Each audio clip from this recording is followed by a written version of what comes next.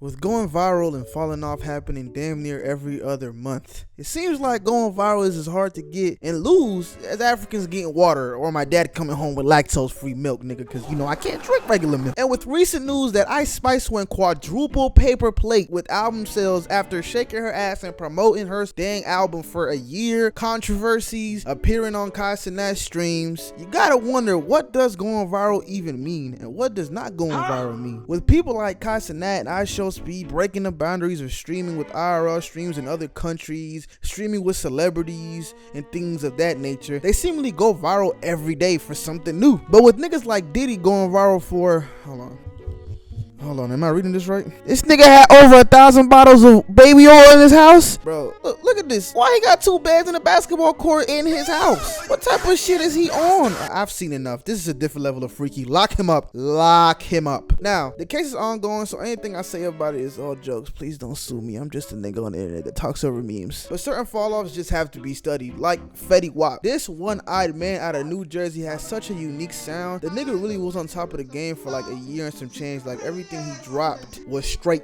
heat. But just like we saw with DaBaby, the nigga kind of started to sound the same every song. Same flow, same tone. Like it was no variety in his music. And as unique as his sound was, I don't want to constantly drink Kool-Aid. I want to try new things like filtered mud water or pink sauce. Eventually, people just stopped listening to him. And right when he started to make a little comeback, that boy got hit with a case and is now serving time. I think I don't know. I don't know. I can't read. Someone help. Speaking of serving time, not so much as fall off, but TK's rise and eventual fall is the in-stage story. So gather around, kids, and let me tell you a story about a kid who not only went viral for his petty violence and good music, but who made a charting song while on a run. TK, also legend known as Tamor Trayvon McKinstry. If that ain't a black name, I don't know what it is, nigga. But then again, my name Miguel, so do it really matter? Anyways, you see, TK was dropping music while robbing niggas of their valuables. But one day, robbing niggas went wrong. Essentially, the nigga they was robbing fought back and they wasn't expecting it, so they gave him a new place where oxygen could flow from. Then they fled the scene, and then TK said, you know what, my music been popping, I'm gonna drop a song about being on the run. Not only did this nigga drop the song, but he had his wanted poster in the video. Man's out here moving like the fucking Riddler with his 12 viewer Twitch stream. Shout out Degenerosity. Until Kai Cenat goes live and then all your viewers go watch him play basketball. Jesus Christ, bro, this man's a genius. This nigga's playing NBA level quality basketball with children, and there's people watching this shit, and it's actually pretty funny. God damn, this man can't hit a free throw. But pretty much they call him and gave him 55 years in jail, bruh. This man finna be like 87 when he gets out. Chill, I'm not good at math. And one thing I'm glad fell off too is BBLs.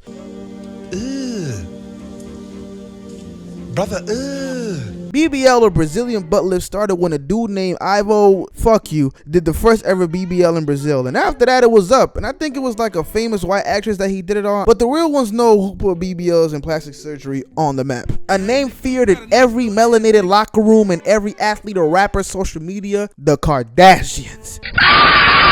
Specifically Kim K. Now I have a theory. She really was the one that had BBLs going Main Street triple platinum, shit diamond even. Only worse cause she was popping off and then dropped the tape, and that her popularity got even more popular, right? Yeah. And after Kim K came along, the man, the myth, the legend, Dr. Miami. This nigga single-handedly leveraged social media to make BBLs a trend, and a bunch of women got behind the trend. He doing prime PewDiePie numbers before his incident. But I think in recent years, the trend has ended. Like, I know it peaked when Dr. Miami was going crazy and having these hoes walk out with a 45-inch booty and a 20-inch waist. But other than that, I think people started to realize that this shit is kind of nasty. And like, no offense to the other celebrities, but I think if you get a BBL and then decide to lose fucking weight and it doesn't look like it matches your body, you wasted your money. Why would you want to look like an ant of all animals? Pick some cool shit like a baboon or something. I will say, one thing I hope that falls off soon is the young nigga epidemic. Now, 2 things for this. 1, whoever is making all these damn switches, y'all need to lock him or her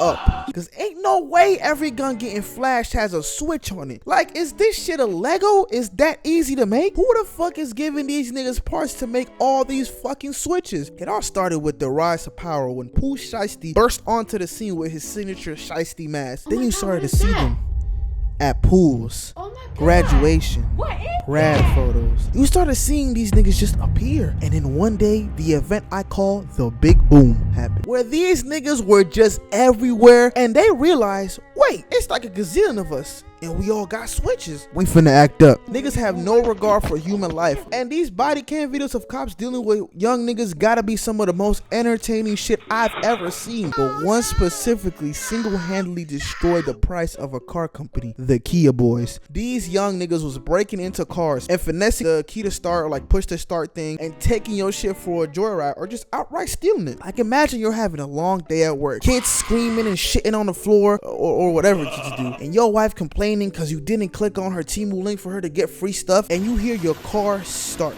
and walk outside, and two frail young niggas with shiesties are driving off with your Kia Sorento. Boy, shit, I might cry. I might shed a thug tear, cause ain't no way. Speaking on young niggas, the music industry has a ton of new ones that they sign every day. These record labels are preying on these young artists. Case in point, Von off 1700. Jesus Christ, Pooh Shiesty walked so this man could run. He recently crashed a Hellcat, didn't give a shit. Got into an argument with Asian Brat, and she got to exposing bro about how he was in her DMs, which, I mean, he just got famous, so like, I'm not mad for him for leveraging this clout. Somebody worse than Von off 1700, Lil RT. Bro, this nigga is, hold on.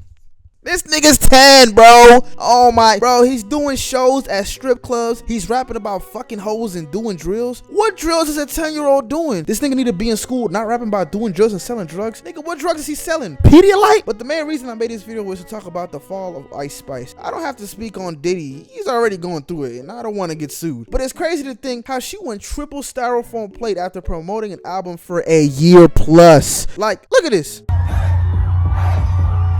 I've never seen someone so fed up with how she got famous. But recently, her friend Cleo came out that Ice was like basically racist and didn't like her and abused her on tour. Even though Ice herself is of minority descent, Dominican.